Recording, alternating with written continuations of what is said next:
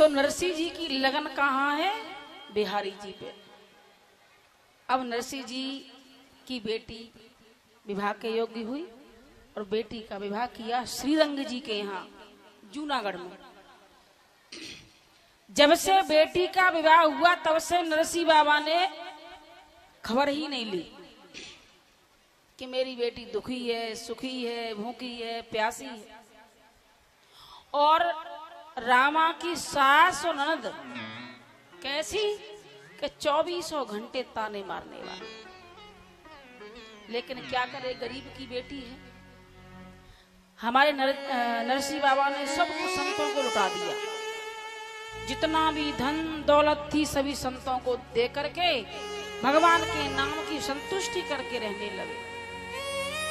और जब एक गरीब की बेटी पर ससुराल के तंज कसे जाते हैं तो वो बेटी रोकर एक कोने में सब कुछ सहती है।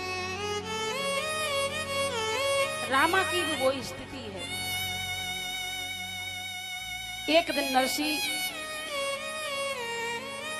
भगवान के दर्शन के लिए एक जंगल में निकल गए और जंगल में निकल गए, वहां तपस्या के लिए बैठे।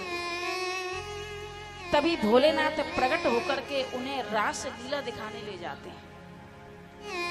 जब रास लीला देखने के लिए नरसिंह जी गए तो उसके हाथ में कुछ गोपियों ने एक मसाल पकड़ा दी कि जब तक हम रास लीला करें तब तक इस मसाल को हाथ में ही रखना। लेकिन हुआ क्या कि रास करते करते मसाल जल गई और नरसिंह जी के हाथ में छाले पड़ गए।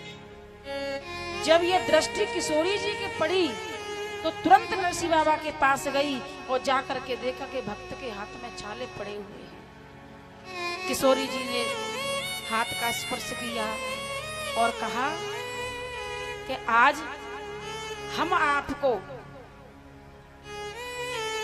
टोपी और लंगोटी दे रहे हैं। नारद जी को वहीं से टोपी प्राप्त हुई और उसे लेकर के भगवान का दर्शन किया। रासलीला का दर्शन केवल और केवल नरसिंह जी ने किया और आकर के अपनी पत्नी से कहा कि आज मैंने प्रभु के दर्शन किए। पत्नी कहने लगी तुम तो पागल हो, और भगवान के नाम में जो पागल हो जाता है वो पागल ही सही है। आज हम सभी पागल हैं भगवान के नाम के लिए। नरसिंह जी की बेटी का विवाह आया। अब वहां विवाह की तैयारी हो रही है तो उसकी सास कहती है कि अगर मायके में चिट्ठी लेकर के भेजा जाए तो इसके पिता के पास ये भी नहीं है कि 11 रुपए भी नाऊ ठाकुर को दे दें। तो चिट्ठी लिखने के लिए लिखियाओं को बुलाया, परिवार के लोगों को बुलाया। अरे जाजम दई बिछाए मिल बैठो सारो कुटुंब है। जाजम बिछाई, पूरे कुटुंब को बुलाया और कुटुंब को बुला करके चिट्ठी लिखना प्रारंभ किया कि बात में क्या क्या आएगा। तो रामा की सास कहती है कि चिट्ठी में लिखना के लिख दो सोने की 2 ईंट, पाने सुपारी साथ में। सोने की ईंट। रामा चौंक गई, सोने की ईंट मेरा पिता कहां से लाएगा? और पान सुपारी नारियल इतने नहीं, 100 क्विंटल लाना जिससे हमारे परिवार की पूर्ति पड़े। चिट्ठी लिख करके नाऊ ठाकुर को दे दी। नाऊ ठाकुर पहुंचे नरसिंह जी के पास, उस समय प्रभु की सेवा दे रहे थे। उन्होंने कहा क्या है भैया इसमें?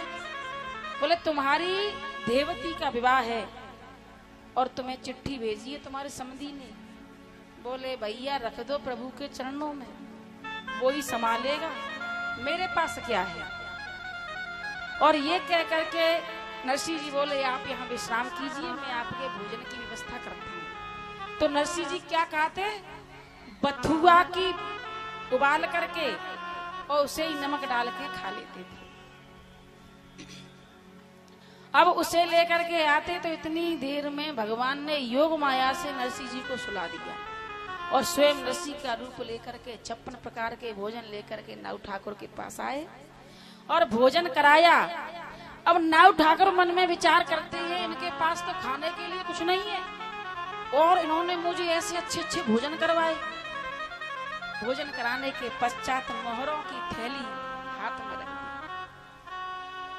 अब नाऊ ठाकुर का दिमाग घूम गया। ये सब झूठ बोलते हैं कि नरसिंह के पास कुछ नहीं है। नरसिंह तो बहुत बड़ा धनवान है। अच्छा, जो धन होता है उसके पास धनवान ही होता है, वो बड़ा नहीं होता। जिसके पास विद्या होती है वो विद्यावान होता है, बड़ा नहीं होता। जिसके पास बल होता है वो बलवान होता है, बड़ा नहीं होता। और जो भगवान के सामने झुक जाए वो ही बड़ा होता है।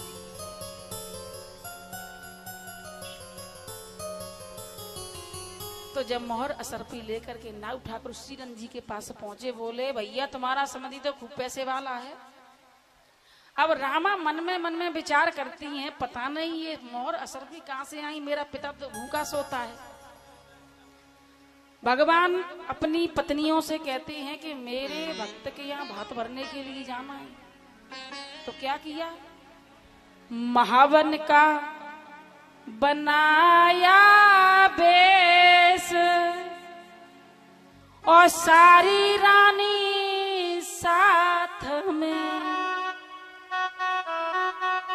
भात की बजी है मुरलिया।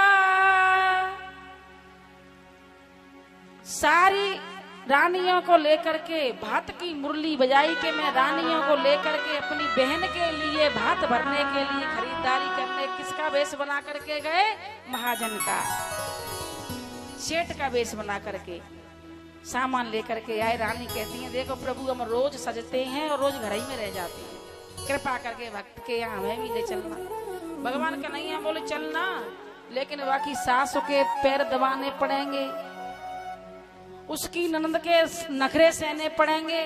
तुम देवी बनकर नहीं जाओगी, भौजाई बन के जाओगी और भौजाई के तरीके से बतेतन तरीके से जाओगी तो ही मैं साथ में ले जाऊंगा, वरना मैं नहीं ले जाऊंगा। बोले महाराज हम सब तरीके से राजी हैं, कम से कम ले तो चलो। अब नरसिंह जी ने कहा भैया मेरे पास कुछ भी नहीं है, क्या इंतजाम करूं। तो साहूकार के पास गए तो साहूकार के पैसे क्या है, टूटी गाड़ी और बूढ़े बैल। बोले भैया मेरे पास कुछ ही नहीं है, टूटी गाड़ी और बूढ़े बैल है, इनको ले जाओ। इसमें अपने बतैया को बिठाना। बतैया कौन, सूरा बाबा। अब नरसिंह जी टूटी गाड़ी में बूढ़े बैलों को जोता और अपने साधु संतों को बिठा करके कहाँ चलने लगे, भात भरने के लिए। जब भात भरने के लिए चले तो भगवान कहते हैं मेरे कृष्ण की टूटी गाड़ी बूढ़े बैल हैं। तो क्या करके आए, बड़ई का वेश बना करके आए। बोले महाराज हमें भी साथ में ले लो। बोले तुम क्या करोगे, अरे तुम्हारी टूटी गाड़ी है, बूढ़े बैल हैं, इन्हें सहारा लगा देंगे तो तुम्हारी टूटी गाड़ी और बूढ़े बैल हेलीकॉप्टर बन जाएंगे और कुछ नहीं होगा तो तुम्हारे द्वार चार में पैसे ही डाल देंगे जब दरवाजे पे रामा टीका करने आएगी। साधु बोले ये बात सही है, नरसिंह बाबा गाड़ी में बिठा लो। अब गाड़ी में बिठा लिया, अब गाड़ी चलने लगी। भक्त की गाड़ी को भगवान जब हाँकते हैं तो कैसे चलती है, हवाई जहाज की तरह। और कहाँ पहुंचे, जूनागढ़ में। श्रीरंग जी को पता चला कि मेरे समधी आ गए। बोले कहाँ ठहरा में, ठहराओ गौशाला में। क्यों, क्योंकि गरीब हैं। आज पैसे वाले होते तो नौकर चाकर उन्हें लेने के लिए जाते, भव्य ढोल से स्वागत होता, तो उनको गौशाला में ठहरा दिया। गौशाला में ठहरा दिया। सुबह स्नान का समय आया, नरसिंह जी ने खबर भिजवाई कि हमारे लिए जल के लिए व्यवस्था बनाई है। तो श्रीरंग जी बोले ऐसा ही भगवान का भक्त है तो अपने आप जल बरसाओ। बस इतना ही कहा। भगवान नरसिंह ने जोड़ लगाई, प्रभु स्नान की कछु व्यवस्था बनाओ, हम सब बगैर स्नान के बैठे, जब तक स्नान नहीं होगा आपका भोग नहीं लगेगा। भगवान ने ऐसी बारिश कर दी कि उसी गौशाला में गौ माता नहा रही हैं और भगवान ऋषि के भक्त नहा रहे हैं। पूरा जूनागढ़ तमाशा देख रहा है ये कैसी वर्षा, केवल और केवल गौशाला में वर्षा हो रही है। यह देखकर पूरे नगर को अचंभा हो गया। अब वहां भगवान कृष्ण की रानियां रथ में सवार होकर के चली और इधर रामा की सास और ननद तो ताने मारती है, संग में पड़ोसन और आती है। पड़ोसन क्या करती है? आग में घी डालने का काम, अगर अच्छी होगी तो समझ आएगी, और जो ये चाहेगी इसके घर में आग लगी रहे वो तो हवन का काम करेगी। तो पड़ोसन कहती है, रामा तेरे घर में शादी है, तुझे शर्म नहीं है, कोई काम नहीं हुआ है। ये सोच करके रामा ने जल का घड़ा उठाया और सरोवर पे आकर के बैठ गई और तोते से कहा, तू तो धर्म कोए वीर, रोवे तेरी लाडली, तू तो धर्म कोए वीर, रोवे तेरी लाडली।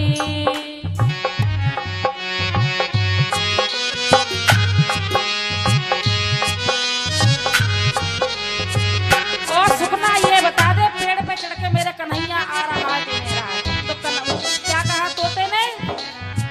झिनी झिनी उड़ती गुलाल, आवत तो दिखे सावरो।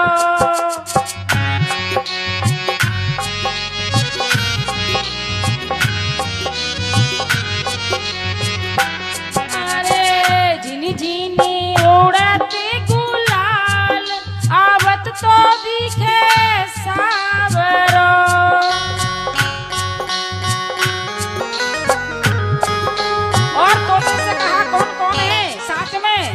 के भैया संग रुक्मिणी नार, राधा रुक्मिणी तो साथ में, भैया संग रुक्मिणी नार,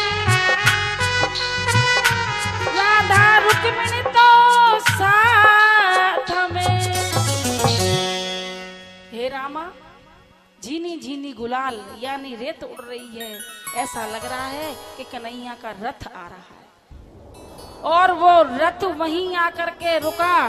रामा ने कहा, आज मेरे कन्हैया नहीं आए तो इसी तालाब में डूब करके प्राण दे दूंगी। तभी भगवान कृष्ण वहां पहुंचे। रुक्मिणी ने रामा को हृदय से लगा लिया और कहा कि अब तुम चिंता मत करो।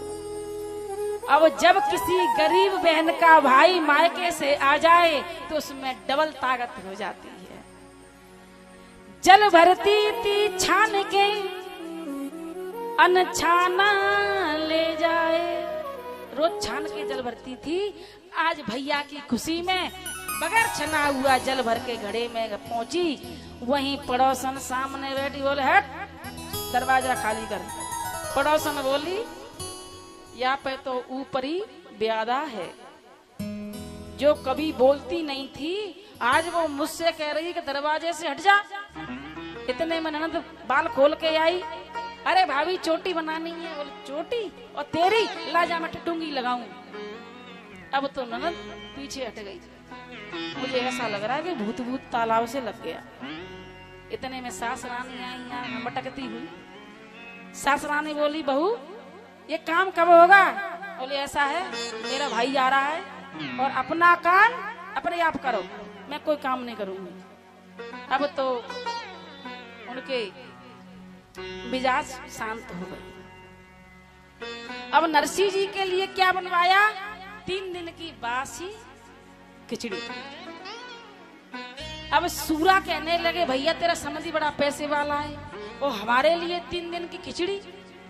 तो भगवान ने क्या, नरसिंह जी ने क्या किया कि धर तुलसी अर्पण करी, सुन मेरे रणधीर, साग बन गया खिचड़ी। और पापड़ बन गए खीर। और जैसे ही जो खिचड़ी 3 दिन की वो व्यंजनों में बदल गई और बड़े प्रेम से सभी भक्तों ने उस प्रसाद को ग्रहण किया। अब बारी आई भात की, तो भगवान कृष्ण भक्त के दरवाजे पर स्वयं जाजम बिछाते। कन्हैया जब स्वयं जाजम बिछाने लगे, भूमि देवी को क्रोध आया और वहीं से 6 फुट भूमि देवी ऊपर उठ गई। तब भगवान ने कहा, शांत हो जाओ देवी, मैं भक्त की लाज बचाने के लिए आया हूं। और रामा के बुलाया, रामा से कहा, कौन कौन कहां कहां से आए? कहा, कहां से आई सौठी, कहां से आयो जीरो, और कहां से रे आयो मेरो सावरिया सोबीरो।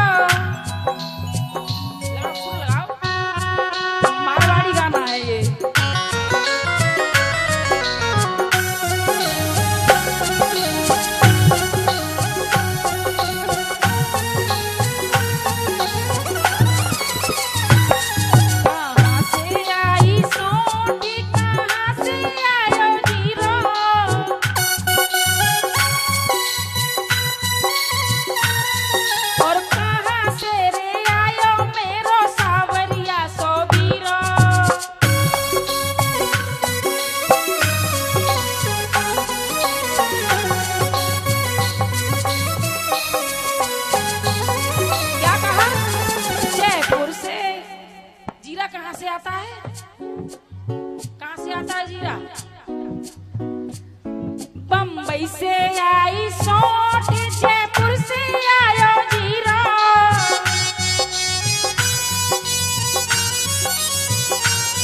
बम्बई से आई सौठ, जयपुर से आवे जीरा।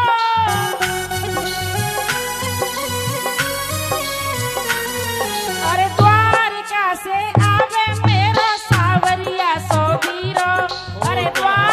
से आवे मेरो सावरिया सोबीरो।